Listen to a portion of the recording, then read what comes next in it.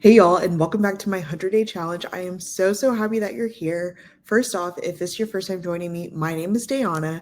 I'm an operations and growth strategist, and I help female founders to be able to build six-figure, seven-figure businesses through building high-performing teams and automating their systems and processes. So let's get into it.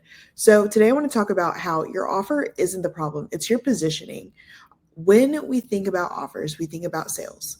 And we think that we know the problem that we are wanting to solve. But at the end of the day, are we really solving the problem that the consumer is having? And that's what I want to dive into today. So, first and foremost, a great offer does not stand alone and it does not sell on its own. You have to have life changing products and services and position it in the proper way that resonates with your ideal client, or else it won't move. When I say that it needs to resonate, so when we are thinking about an offer, we think about, okay, I am solving the specific issue that the consumer is having, or so that we think. That's one of the reasons that you have to go back and validate your offer because you don't want to be solving a problem that no one's having. Because if you are doing that, no one's going to purchase because no one's having that problem. So you can have a life changing product or service, but if it's not positioned in a way that resonates with your ideal client, it is not going to move, regardless of what you do. And so I feel like this is something that most founders actually kind of struggle with because most founders spend so much time perfecting the thing that they forget to clarify how it's actually being communicated. So I've seen time and time again that some clients I've worked with, they are going over and over and over and over and over and over their offer to where they're fine tuning it a day before an event. And they continue to change it and continue to change it. Okay, then they figure out the offer, but then they fail to realize how they actually position it. And if you're not positioning your offer properly, it's not going to resonate with anybody. So even if you are solving that problem, it's still not going to resonate if you're not meeting the person where they're at. And so this leads into positioning and how your audience perceives the offer.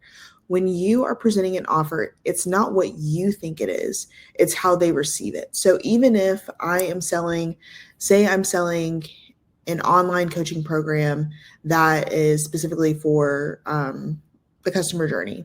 And I'm thinking that people are having the problem of they get people into their ecosystem, they don't know how to nurture them, which then leads to a lot of drop off and not high retention. And so, what I think I'm doing is I'm trying to fix and increase their retention for their show up rate for their events that they have. But they're actually having an issue within the overall customer journey that's leading to them not even getting people to convert. And so when I say this, I mean, that's what I would think it would be when I'm breaking it down. But when I'm saying all of this, you're like, maybe that's not the issue. And so are you trying to solve the problem that you know that they have, or are you trying to solve a problem that you think they should have? And that's where you have to step back. And that's where one of my videos that I talked about previously talks about actually diving into and doing customer research. This is so helpful to help to validate your offer. And if you want to check out that video, definitely just type in validate offer, it'll pop up for you. But that is something that is super essential to make sure that you're fixing the problem that you know that they're having. And whenever you're trying to solve their problem, don't use a lot of the industry jargon and just speak their language. When I'm trying to break things down, it's important to speak at a third grade level. You don't want to use a lot of overly complex terms that's just going to confuse the person because, as we've talked about before, confused buyers do not buy, regardless of what it is, regardless of how much it can change their lives. If they feel like that they can't understand you and get a good grasp of it, they're not going to purchase because they don't have no idea what they're even purchasing. So start trying to break whatever it is down that you're talking about and try to say it in elementary school terms. So that way it's easy for the consumer to understand. And you know that beyond a shadow of a doubt, things are not going to get misinterpreted. So if you are solving the right problem, you might be framing it wrong. Because if you're doing all of the things that I mentioned by validating your offer, make sure that you're solving the problem that you know that they're having, then you're solving the right problem now, but you could be framing it wrong. And that could lead to a decrease in your sales. So there are sometimes different offers that don't sell until the messaging is shifted. And I've worked with a couple of companies that they had to fix the messaging around the offer was phenomenal that they had, but until they positioned it properly and placed it in between certain topics during their pitch, it wasn't selling as well as it could have been. Once they switched and framed it in a different manner, positioned it differently, and the messaging shifted, sales dramatically increased. And so that's the power of being able to frame things properly and be able to tell the story that resonates with the consumer. And so a tweak in the title or the target or the outcome focused language can shift absolutely everything. It sounds like it's something so minor, but something minor has such a large impact on your business. And so I want you to not overlook that part, because if you overlook it, you're overlooking sales. And so we want to capture as much of the low hanging fruit that we possibly can. And so one of the things that I saw was someone positioned their pitch right after something that was going to dramatically capture their audience from like an emotional standpoint. And when that person did that, things dramatically changed because people were able to resonate with the story that was being told.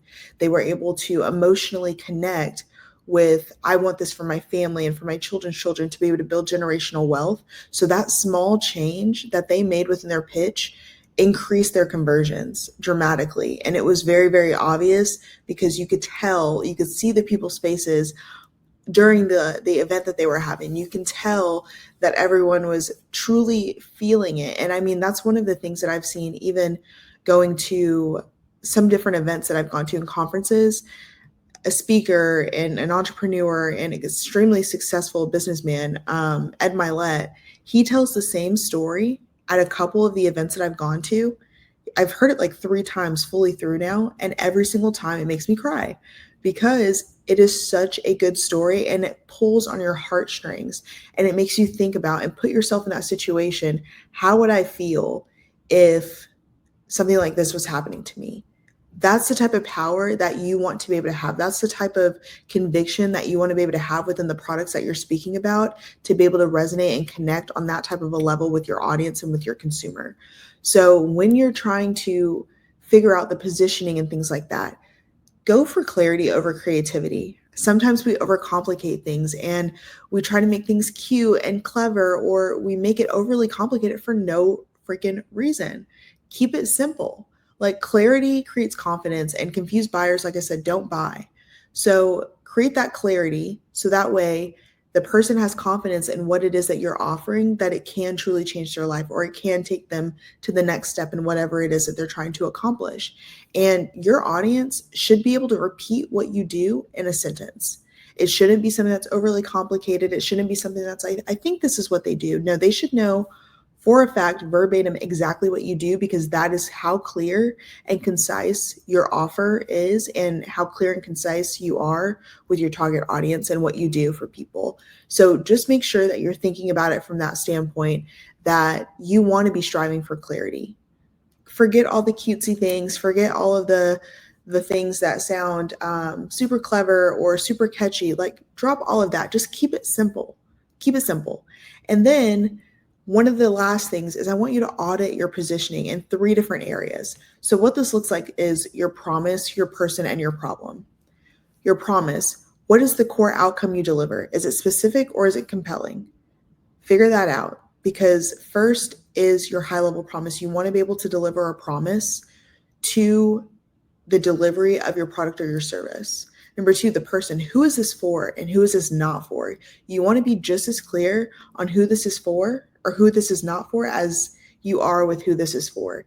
It's okay to start having magnetic marketing. It's okay to start repelling certain customers. If they are not your ideal target audience, do not serve them, because you're not going to be able to serve them at the highest level. And then you're going to start overextending yourself. If they're not within your audience, not within your niche, do not serve them.